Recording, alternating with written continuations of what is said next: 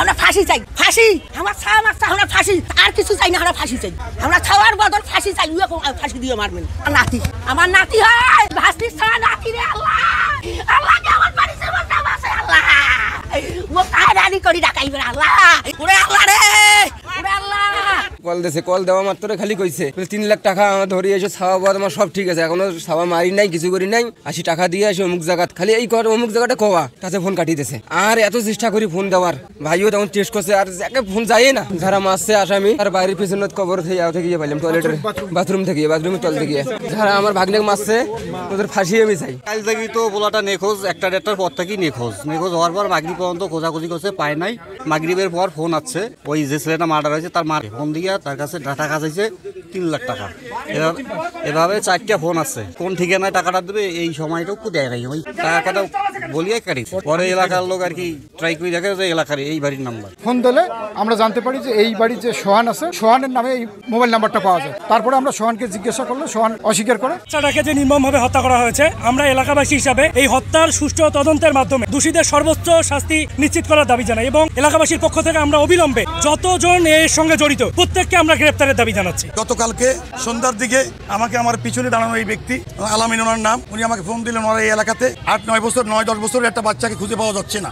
পরবর্তী কিছুক্ষণ পর ফোন দিলেন একটা নাম্বার থেকে, যে ওই শাকিল ভিকটিম, শাকিলের মায়ের কাছে ফোন দিয়েছে, তার কাছে 3 লাখ টাকা চায়। তখন আমাকে ওই নাম্বারটা দেওয়া হলো, আমি নাম্বারটা ট্র্যাকিং করলাম, ট্র্যাকিং করে আমি লোকটার ওই সোহানের মায়ের নামে আইডি কার্ড পেলাম। এই যে সোহানের মা, সোহান এবং সোহানের বাবাকে আমি গ্রেপ্তার করে তাদেরকে সারা রাত ধরে আমি জিজ্ঞাসাবাদ করি। জিজ্ঞাসাবাদের এক পর্যায়ে তারা আরেকজনের নাম বলে, আমি সিভিল টাইম দিয়ে তাকেও পিক আপ করি। করার পরে তাদেরকে আমরা জয়েন্ট ইন্টারোগেশন চেলে ডিবি থানা এবং আমাদের এসপি স্যারের নেতৃত্বে জিজ্ঞাসাবাদ করি। করার পরে আমাদেরকে সে বলে যে লাশটা তাদের ঘরের পিছনে বাথরুমের পাশে গর্ত করে করা হয়েছে। তাকে তো আমরা আমাদের ওই অফিসে রেখে মোবাইলে তার মাধ্যমে লোকেশন নিয়ে আবার আমরা এখানে আমি আসি প্রথম অপারেশন শুরু করি, এরপরে ডিবি আসে। আমরা মোটামুটি লাশটা উদ্ধার করতে সক্ষম হয়েছে।